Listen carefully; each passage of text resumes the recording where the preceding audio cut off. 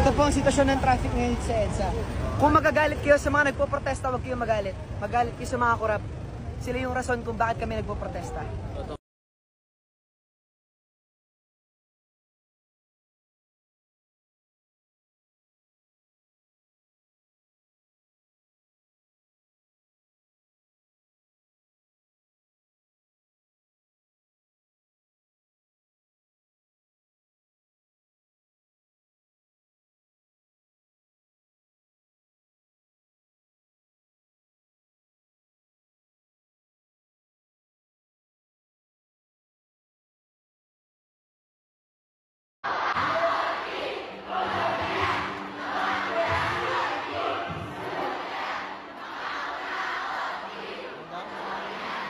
Tulong na yan, mga kurakot.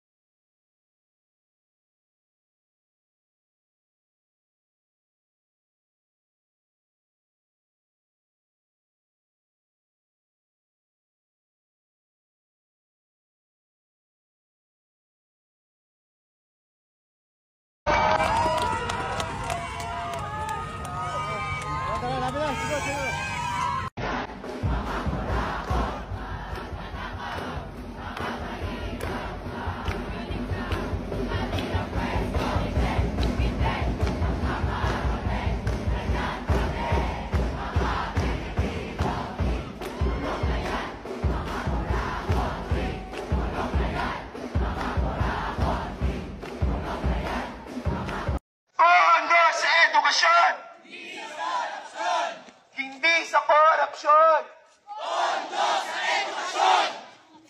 Mga kasama, ating pagtibayin ang ating halal sa harap ng lahat ko.